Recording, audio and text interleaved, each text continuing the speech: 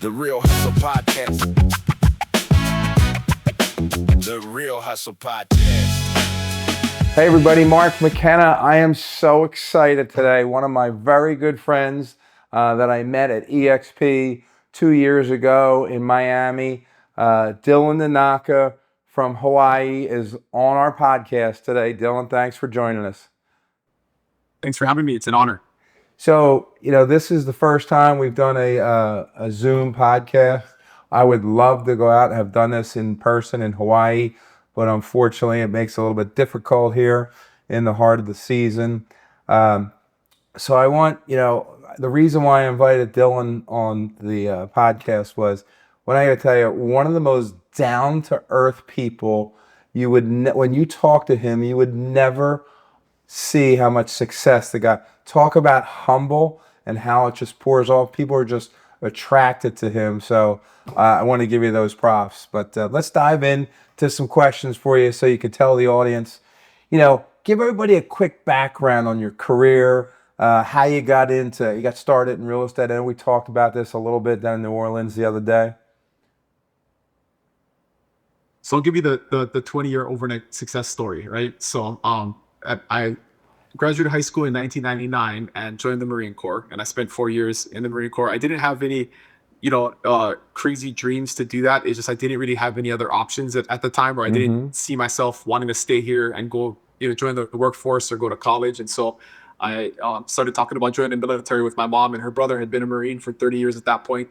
And he sent a recruiter to come and talk to me, and the first guy that talked to me probably would have signed me up. It's kind of like most buyers, right? The first agent they talk to, that's who they choose. And so that's how I chose the Marine Corps, and best decision I ever made. So I have a quick question. Were you a good student in high school? Pretty good. I graduated with good grades. My parents didn't necessarily have the means to send me to college, but I probably could have got in and struggled, financially and work jobs and stuff. It probably wouldn't have been a great experience. But I don't think I was mature enough at the time, and I didn't have the desire, so it would have been a really bad idea to go to college.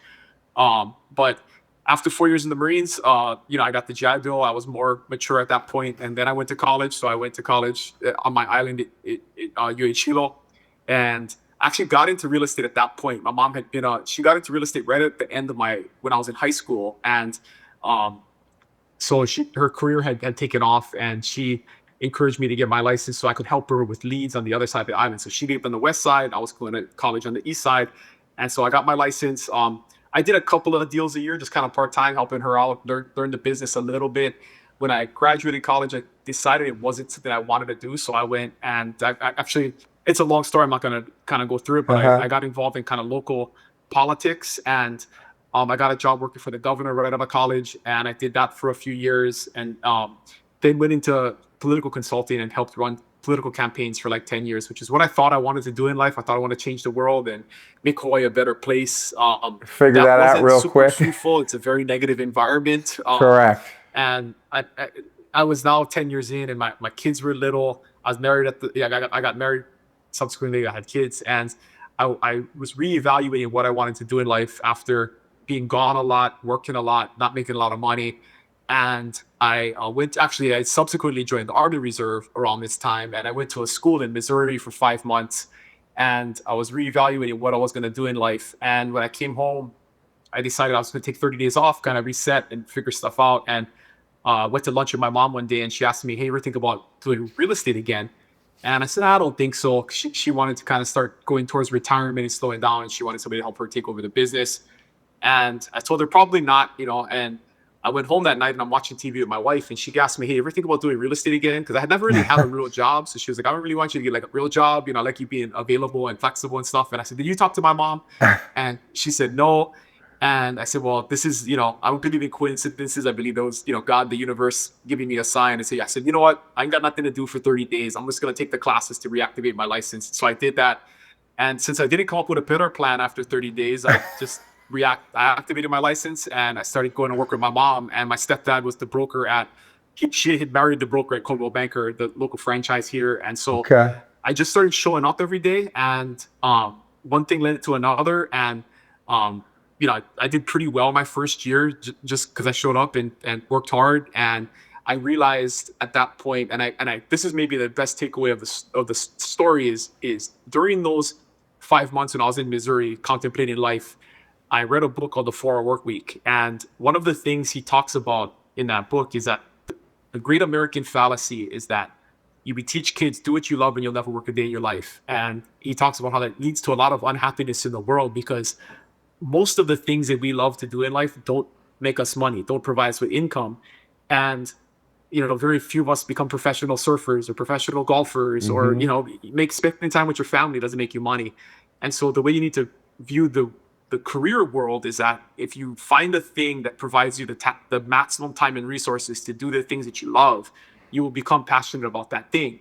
And that's really what I discovered about real estate was like, did I grow up hoping I would sell houses to people and fix Absolutely houses? I mean, that not. was never a dream of mine. But I realized after year, I made a 100K my first year. It's the first time I'd ever, made $100,000 in a year. And I was like, wow, this is a thing that can provide me with maximum time and resources to spend time with my family and do the things that I love. And the rest is history. And that was How 2015. how So long 10 did you years work ago. with your mother? So we 3 years. We the first 2 years went well. We kind of had a little family team where my mom, my Mm-hmm. stepdad, and I worked together. And then I got my brother licensed about 2 years in because he was selling soda. He was like a Pepsi salesman or whatever. And I was like, man, you're too talented to be doing that for the rest of your life. And so I convinced him to get a real estate license, and he did. And so then we had a fourth member of our little family team. And at the end of my third year, I got my broker's license because you can do that after 3 full-time years in Okay. Hawaii. You can get your broker's license. So I did that. And our Coldwell Banker franchise got bought by another Coldwell Banker franchise. And I just didn't feel I operate very heavily. This is why you and I get along. Is like I just can vibe on good people, and I can tell when somebody is somebody that I want to be associated with and work with, and the leadership just didn't vibe with me. And so I told my stepdad and my mom, I was like, hey, I don't know if I can stay here and work with these people. And they said, you know what, you and your brother go figure it out. We're gonna retire soon. You guys decide what you want to do. So at that point, I started looking into opening a brokerage, which is kind of the thing that you do, right? If you want to Mm-hmm. kind of get away from a company, is you open your own brokerage. Um, and I realized how expensive that was and inefficient that it was. Kind of researching that, and then I found Keller Williams, and the franchise on Kauai wanted to open an office on the Big Island where I was, and they needed a broker. So I started talking to the market leader about that and was pretty close to going in that direction. And I was doing YouTube research about Keller Williams, and I discovered that a bunch of these Keller Williams agents were going to EXP, and I was like, "What the hell is Gotcha. EXP? I'd never heard of it before." And then I started watching EXP videos, and literally the next day, and the universe is a funny thing. A guy cold calls me, I had a mutual friend, but he cold called me from Oahu, and he asked me if I'd ever heard of the opportunity at EXP. And I said, I spent 3 hours watching the EXP videos last night. Tell me more. And 2 weeks later, I signed up, and he's my sponsor. And that was in December of 2018. So really 2019 was my first year at So you EXP. got Is when I you're started. 7 years in with EXP now. Yeah. So fast forward, how many people on your team? The team has 207 people now. That's 207. tremendous. And does that Yeah. include your expansion in Las Vegas? It's all, yeah, that's all 4 islands plus Vegas. Okay. Yep. So So we got about 180 agents out of Hawaii and about 25 in Vegas. so when did you kind of figure out to scale is the way to succeed, right? So, because you can only do so much as an individual agent. Like a lot of people, I know I struggle with the fact, like, all right, opening up an expansion team. How many miles is Hawaii from Las Vegas? 3,000 miles, right? I don't know. Out there. Yep. Yeah. Yep. So like, when did everything like the bell go off in your head? It says, okay, we got to grow this thing. There's two specific points. The first one was in my first 30 days as an agent, I read The Millionaire Real Estate Agent by Gary Keller. Mm-hmm. And there was a lot about team building and leverage in that book. And a lot of it is still applicable to this day. And that's kind of how we started at Coldwell Banker. I always believed in the team model. I just felt like individual agents couldn't serve clients at the level that a team, a group of agents could. And you also couldn't have the quality of life that you would want to have as an agent, as a high producing Correct. agent by yourself. And so we started that kind of precursor to the team with my mom, my stepdad, and my brother. And then I came to EXP, and actually, very interesting piece to this story is one of the straws that broke the camel's back for me leaving Coldwell Banker was um, I had one of my brother's friends from high school got licensed on the east side of the island. And because we had a lot of leads, I was getting good at generating leads, and I was generating a lot of leads, and it's 2 hours away to get to the east side of the island. And so we got him licensed, and we were going to make him like the fifth member of our team.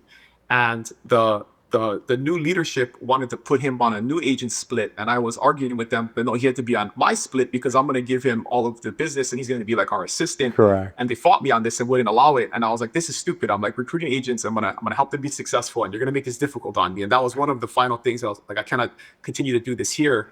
And so we go to EXP, and about 6 months in, this was a life-changing moment for me. Was I had a guy that was like 3 levels up in my revenue share group, Chris Okamura, who I just spent I just stayed at his house in Oahu 2 nights ago. He housed me and my son. We went to Oahu for a wrestling tournament, but it's just become a very, one of my best friends.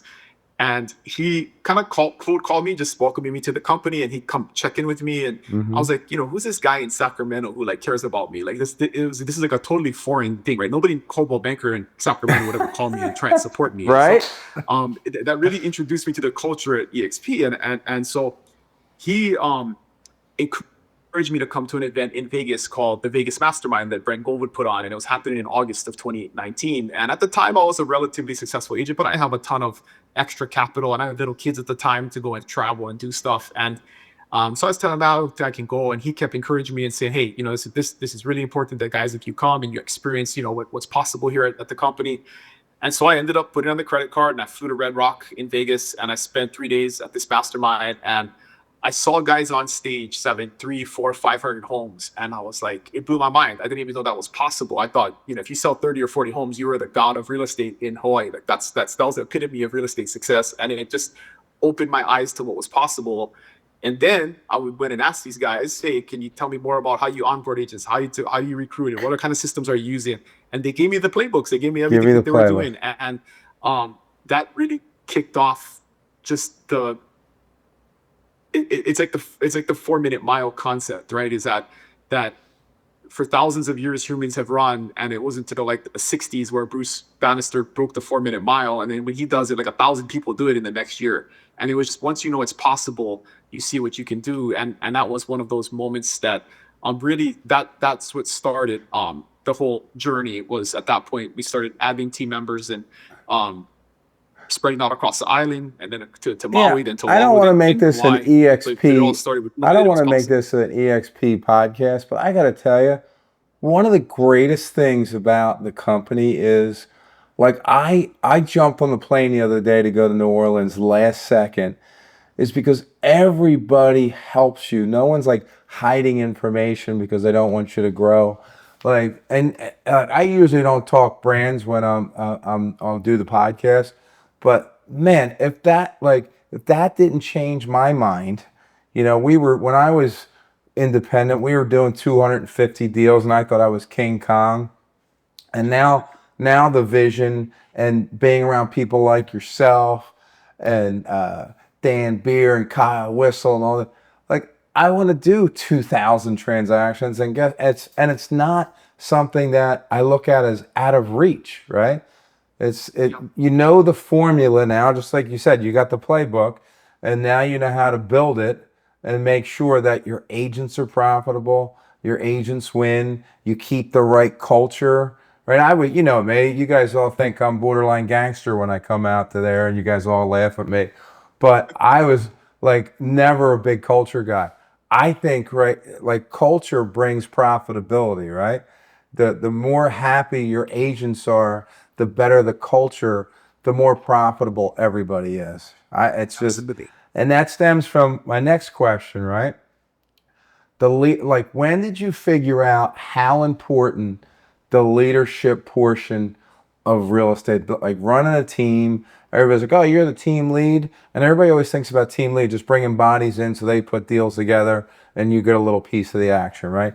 Like leadership's been in your head for a long time. You're in the Marine Corps, you're serving in the service. You led through the politics portion of it. All right, so now you got to go into this real estate game and build this team. Like, did you have another aha moment when you were running a team? Like, all right, because at some point you're selling hard, right? You're trying to pay all the bills. You're building this up, and there has to be that one point where like, all right, I got to shift. I got to scale this, sell a little bit, and lead the squad. Yeah, I mean, somebody said early in my life, I don't remember who it was, but it has always stuck with me, is that leadership's the most valuable resource in the world. I mean, it's the most valuable skill you can possibly have. It doesn't matter the industry, doesn't matter what your expertise are. If you can lead people, you can succeed anywhere. And so I was fortunate. I mean, it wasn't necessarily my plan, but I was fortunate just in life that starting with the Marine Corps and then in government service and politics, I was always in positions of leadership my entire life, and I had to just get better at it. I had to lead different types of people. Like leading Marines is different than leading political campaign volunteers, which is Yes. very different than leading real estate agents. And so, um, I always, tell folks that like I'm lucky that life gave me a PhD in leadership. Like I've never been to actual leadership class, but it's like really you can only learn that stuff through experience. But it's something that most people avoid, and that's why they never get Correct. good at it. Is they avoid being responsible for other people. They avoid being um relied upon. That's one thing I tell agents that want to get into leadership or want to start a team is that you have to be ready to always show up. Like you cannot have a bad day. You cannot not show That up for your people. you're a We can thousand go percent through correct.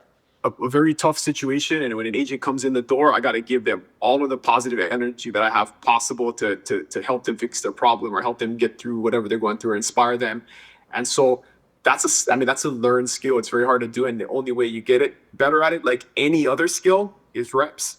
Right? You Yeah. just have to put reps in and get better at it. And if you avoid it, you never get better at it. So yeah, I mean at the end of the day, I always personally enjoyed leading, mentoring, teaching, training than I did like the actual mechanics of selling homes. I could sell homes pretty well, but I just felt like if I could put my time and energy into that and help people that are really good at selling homes get better at it, then we can all win. And I recognize that early on. In the early days here, when we kind of started the formal team, that became clear to me. And then the other skill that I have was lead generation. I was just naturally I'm okay with doing videos. I was Mm-hmm. understand um, the technology and the internet. I think more innately than some people do naturally, and so I just found that I had a surplus of leads, and I like leading people better than selling houses. So if I could put those two things together, the sky's the limit in terms of scale.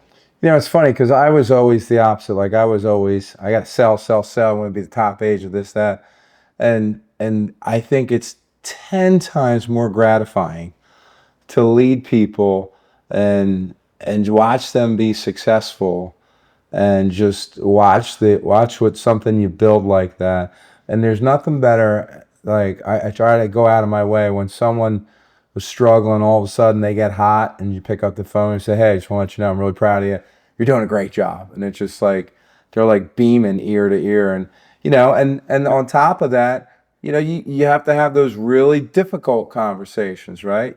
It's just some people they get into this business and they think they watch too many videos and they think it's too easy, and then you have to have that difficult conversation because you don't want people having commission breath on your team, right? Being that strong sell and kind of tarnishing your team's reputation. So, yeah, it's that's a special skill. So tell me, I thought it was really interesting. Every morning, what do you guys do at 5 o'clock? We do a 5 minutes at 5 a.m. call where it's just a positive. We share a win, a gratitude, or a motivational quote, something inspirational, and we get off and we start our morning routine. And it's really just a morning kickoff accountability call for folks. I'm a big believer, and this is not true of everybody, but I believe the morning wins the day. I believe that if you want to have consistency in your life, starting off with a couple of hours to yourself where you can do the things that fill your cup, that bring you peace. Some people that's prayer, some people it's meditation. For me, it's exercise. Mm-hmm. And so that's how it started was agents were struggling with that, and I said, you know what, we'll just start doing a call at 5:10 a.m. Let's get up at 5. We'll get on a 5-minute call at 5:10, and everybody will start their morning routine, and you can get some self-care time in before And you do 6:30, 7 that. a.m. You when do the the day call starts. And yourself. You do that call yeah, yourself. All right, so that's amazing. That's great. So that leads me to my next question. Okay. So when we were talking in New Orleans the other day, I was telling my work schedule. I'm usually 8 to 9 Monday to Thursday. He's like 9 o'clock. He goes, I think I showed one house in my career after 5:30. I'm like, what? So let's talk about the differences in the Hawaiian market, right? So yeah. why don't people look at houses or go on appointments? Explain that to me. It's just culturally not a thing. I mean, people don't even ask for it, let alone it being a possibility. But there's a joke, right? Depending on the island that you live in, like stuff shuts down at 7 p.m., right? You can't even go out to a restaurant after 7 p.m. So it's just we're like a culturally, there's not a lot of nightclubs, there's not a lot of nightlife. I think some of that is stems from because of the time difference. And I Okay. think we were talking about this. If you want to watch a football game or the UFC or some kind of sporting event, which normally starts at like 9 or 10 p.m. at night on the East Coast, it's over by 5 p.m. in Hawaii. So Trying to. there's no need to like stay up late for anything. That's So we're just trained. The people here are just trained to be done early. And the sun goes down relatively early all year round. Even in the summertime, the sun goes down by 7 p.m. So that's kind of another switch, right? Whereas once the sun goes down, we stop being active. So you So get up what 4 o'clock, 4:30 every morning? for 4:45. 4:45. You get up, start your day, do your group call, do your workout. Do you go in the office every day, Monday to Friday? Every day. Yep. Okay. Yep. And then, so are you in lead gen still? Are you just oversee the team? What are your schedule like?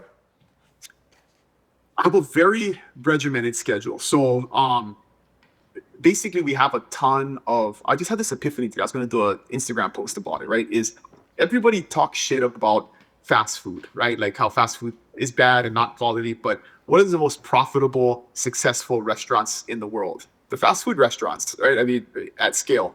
And the reason for that is consistency, right? You can go into like McDonald's or a Jack in the Box anywhere in the country and get the same burger and the same fries you can get anywhere else. And it's not like we should be fast food operators, but at the same time, one of the things that brings, I think, if there was a key to our success and just my personal success is that I'm a very consistent person. Like there's no chaos in my life, there's no unpredictability. And that's what our daily schedule looks like. On Mondays, we do a set of calls. All of our calls are pre-noon because what we want agents to do is to do all of their administrative work. I call it today tasks. Like if you should do things. Sorry, I call it everyday tasks. Right, the things you do not necessarily every day, but consistently to keep your business moving forward. Mm-hmm. Those drive today tasks, which are appointments, the one-offs, the showing, the inspection, those types of things. And so what we do, our quick overview of our schedules on Mondays from 8:30 to 9, we do a ask anything transaction meeting. So if you have a transaction going on and you have a question, you can come and I'm there with our transaction coordinator team. We'll answer those questions. From 9 to 10, our transaction coordinator team is there, and we have 10-minute time slots with all of the agents for the transaction. So the agents come, we review the transaction. If there's problems, I'll get involved. And we're managing 150, 200 transactions at any given time, so we plow through all of Correct. those in an hour.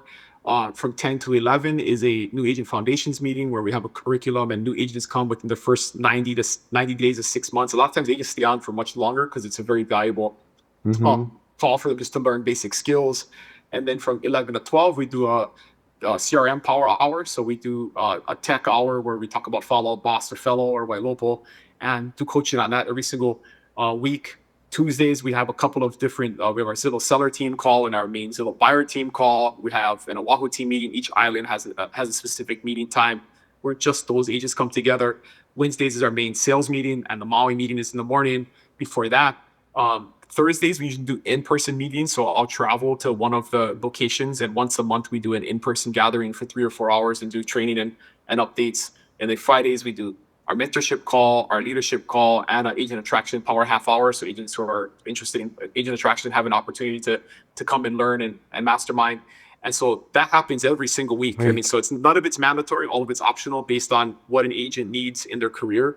But that's what my day consists of consistently. And then outside of that is lead gen is probably the next big. I mean, outside of like team administration, leadership, and coaching, lead gen is the next biggest pillar. And it's content creation, it's strategy. I meet once a week with our CTO. So I'm going to stop you. I'm going to stop you right. I'm going to stop you right there. Yeah. This is why large teams are kicking the shit out of brokers. Okay? Because what you just mentioned, in a week, a large broker doesn't do in an entire year. Okay?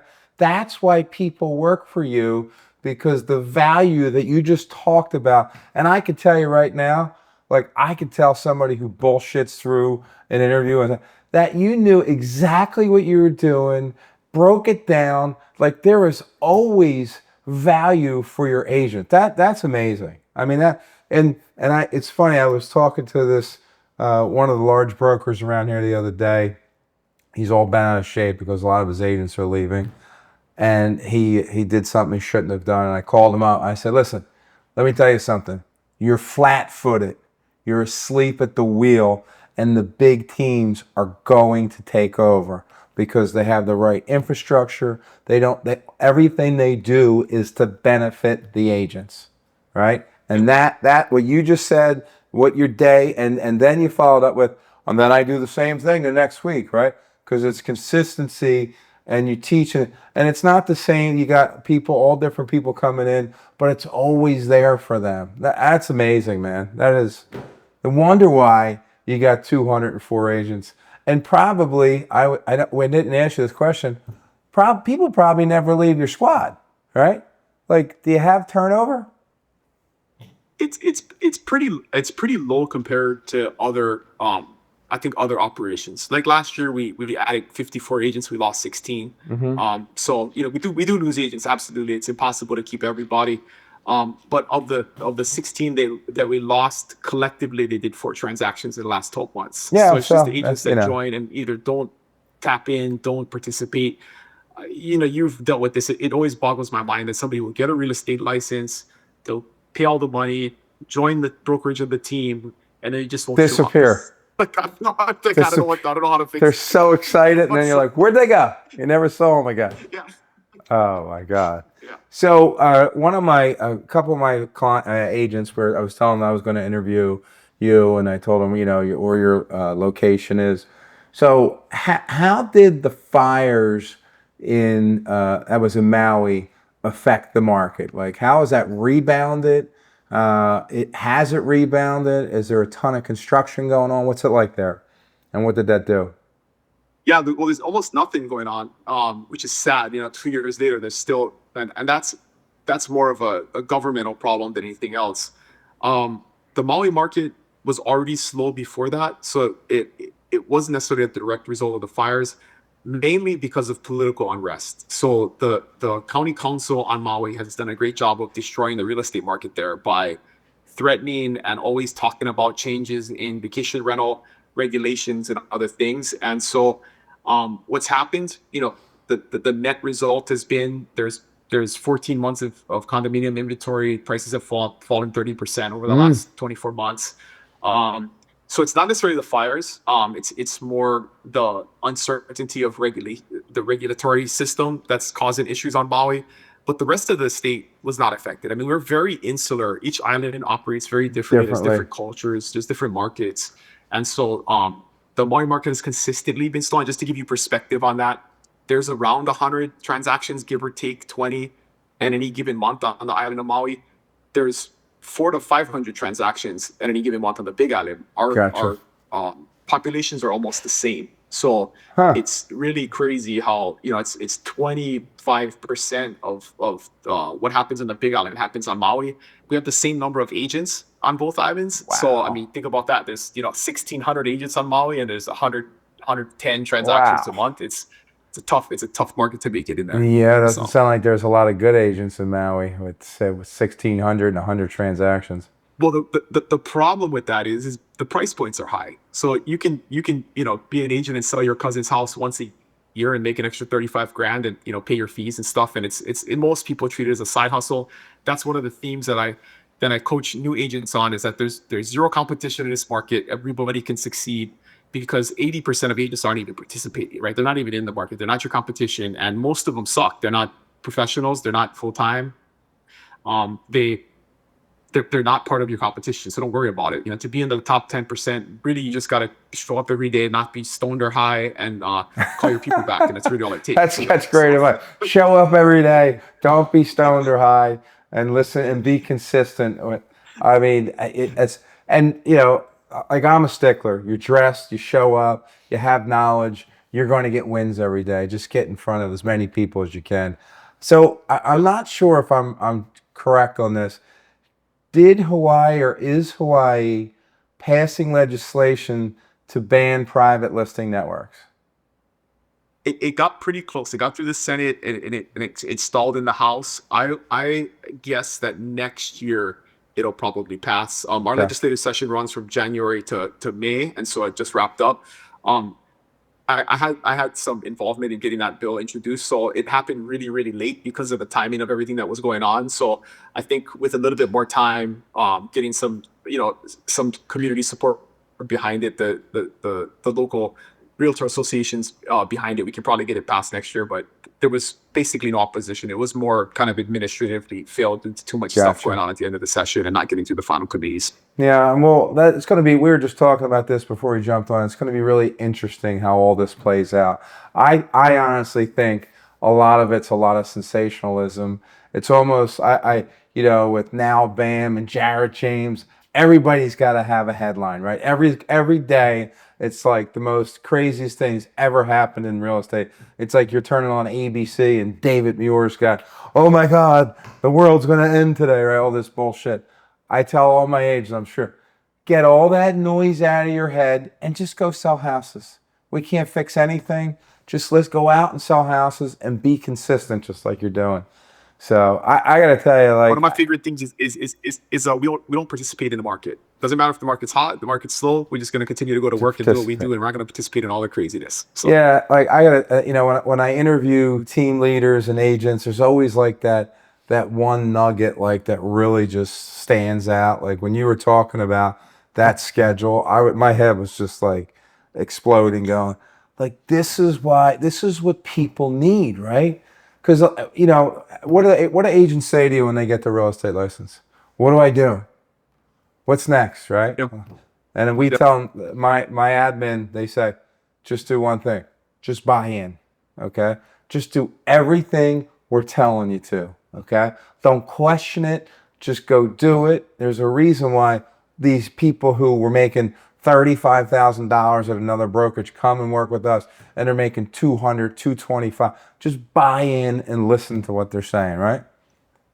my the guy that runs our lending team has a great way to describe this. He said this at a conference we did recently, and I thought it was hilarious. Is he says, if you're a new agent, right? Imagine you're on a new football team, and Tom Brady is in the huddle, saying, "Okay, you're gonna run this way, 10 yards, and go that way, and you're gonna do this, and you're gonna do that."